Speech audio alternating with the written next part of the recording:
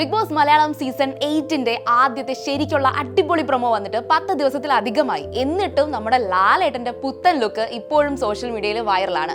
എന്താണ് ഈ പ്രൊമോയിലെ ആ ഒരു സീക്രട്ട്? ലാലേട്ടന്റെ ലുക്ക് ഒരു സംഭവം തന്നെയാണ്. ഒപ്പം സോഷ്യൽ മീഡിയയിൽ ഏറെ ചർച്ച ചെയ്യപ്പെട്ട ആ ഒരു സ്ഥലമുണ്ട്, ഗ്രന്ഥാലയം. അവിടെ നിന്ന് ലാലേട്ടൻ എടുക്കുന്ന ചാണക്യന്റെ അർത്ഥശാസ്ത്രത്തിന്റെ ഒരു പുസ്തകം. എന്തുകൊണ്ടാണ് ചാണക്യന്റെ അർത്ഥശാസ്ത്രം ഇതിൽ വരുന്നത്?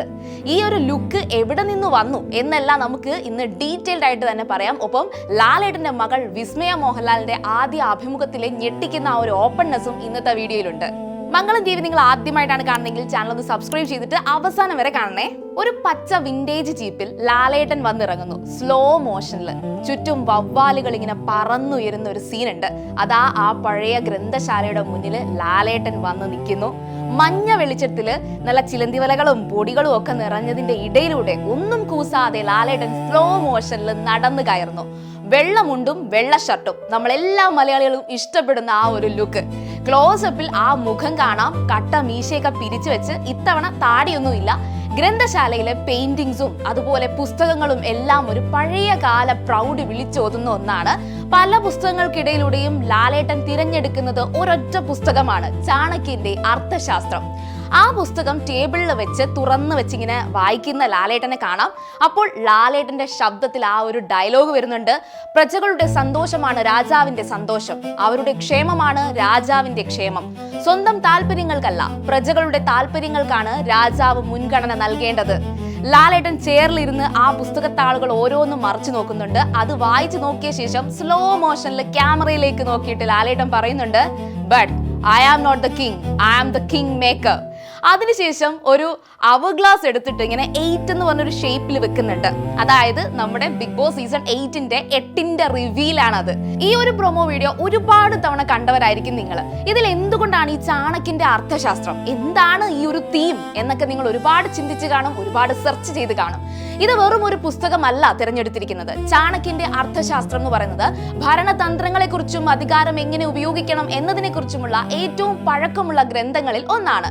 രാജാവ് എന്നത് സ്വന്തം താല്പര്യത്തിന് വേണ്ടിയല്ല, പ്രജകൾക്ക് വേണ്ടിയാണ് നിലകൊള്ളുന്നത് എന്ന ആ ഒരു സന്ദേശം അത് നേരിട്ട് ബിഗ് ബോസിന്റെ റോളുമായിട്ട് കണക്ട് ചെയ്യുന്നുണ്ട്. ലാലേട്ടൻ കിങ് അല്ല, കിങ് മേക്കർ ആണ് എന്ന് പറയുന്നത് ബിഗ് ബോസിന്റെ യഥാർത്ഥ ആ ഒരു റോളിനെ തന്നെയാണ് ഇവിടെ സൂചിപ്പിക്കുന്നത്. ഹൗസിനുള്ളിലെ കളിക്കാരെ നിയന്ത്രിക്കാൻ, പക്ഷേ അധികാരം ഒടുവിൽ പ്രേക്ഷകരുടെ, നമ്മൾ കാഴ്ചക്കാരുടെ കയ്യിലാണ് ഒളിഞ്ഞിരിക്കുന്നത് എന്ന ഒരു അർത്ഥവും കൂടെ നമുക്ക് ഇവിടുന്ന് വായിച്ചെടുക്കാൻ സാധിക്കും. ഈ ഒരു പ്രൊമോയിലെ സിനിമാറ്റിക് ലുക്ക് അത് തരുൺ മൂർത്തി സംവിധാനം ചെയ്യുന്ന അതിമനോഹരം എന്ന ചിത്രത്തിന്റെ ടോണുമായിട്ട് സാമ്യമുണ്ട് എന്നാണ് പലരും പറയുന്നത്. ലാലേട്ടൻ ഒരു പോലീസ് ഓഫീസറായിട്ടാണ് ഈ സിനിമയിൽ എത്തുന്നത്. മീര ജാസ്മിനാണ് നായികയായിട്ട് എത്തുന്നത്. ഡിസംബർ 24-നാണ് ചിത്രം റിലീസ് ആവുക.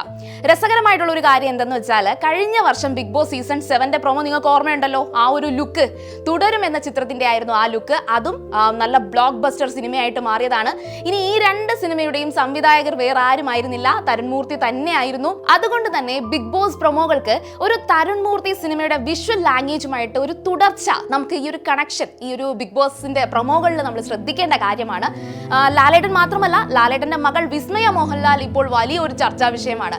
താരപുത്രിയുടെ ആദ്യ സിനിമ തുടക്കം, അത് ഓഗസ്റ്റ് 7-ന് ഓണത്തോടനുബന്ധിച്ചൊക്കെയാണ് തിയേറ്ററിലേക്ക് എത്തുന്നത്. ജൂഡ് ആന്റണി സംവിധാനം ചെയ്യുന്ന ഈ ചിത്രം ആന്റണി പെരുമ്പാവൂരിന്റെ ആശീർവാദ് സിനിമാസ് ബാനറിലാണ് നിർമ്മിക്കുന്നത്. മോഹൻലാലും ഈ ചിത്രത്തിൽ പ്രധാന വേഷത്തിലെത്തുന്നുണ്ട്. അതായത് മകൾക്കൊപ്പം അച്ഛനും വരുന്നുണ്ട്. മോഹൻലാലിന്റെ മകളുടെ ആദ്യ സിനിമ ആയതുകൊണ്ട് തന്നെ മലയാളികൾ വലിയ പ്രതീക്ഷയോടെയാണ് ഈ ഒരു സിനിമയ്ക്ക് വേണ്ടിയിട്ട് കാത്തിരിക്കുന്നത്. സിനിമ റിലീസിന് മുമ്പ് തന്നെ വിസ്മയ ഒരു അഭിമുഖം നൽകും എന്ന് ആരും പ്രതീക്ഷിച്ചിട്ടുണ്ടാവത്തില്ല.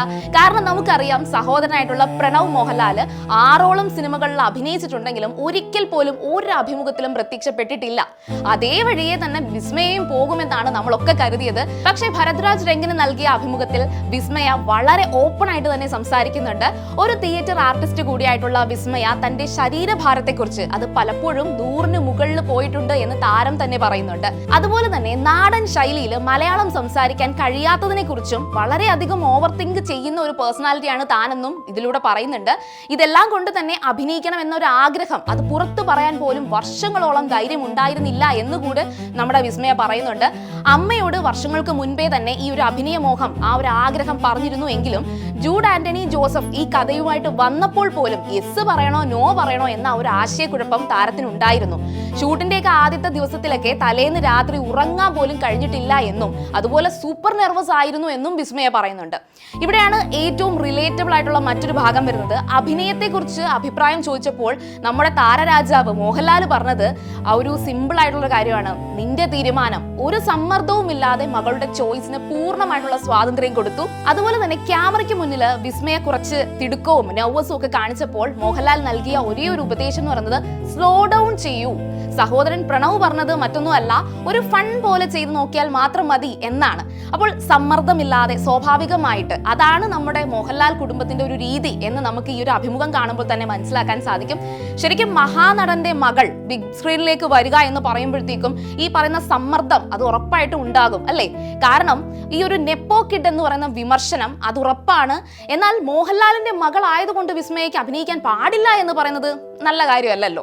അഭിനയത്തോട് താല്പര്യം എന്ന് പറയുന്നത് വളരെ സ്വാഭാവികമാണ്, എസ്പെഷ്യലി ഈ ഒരു കേസിൽ. എന്താ നിങ്ങളുടെ അഭിപ്രായം? ബിഗ് ബോസ് സീസൺ 8നെ കുറിച്ചും വിസ്മയുടെ ആ ഒരു തുടക്കത്തെക്കുറിച്ചുമുള്ള നിങ്ങളുടെ അഭിപ്രായം എന്തായാലും കമന്റിൽ പറയുക. ഈ വീഡിയോ ഇഷ്ടമായെങ്കിൽ ലൈക്ക് ചെയ്യുക, അതുപോലെ തന്നെ ചാനൽ സബ്സ്ക്രൈബ് ചെയ്യാനും മറക്കണ്ട.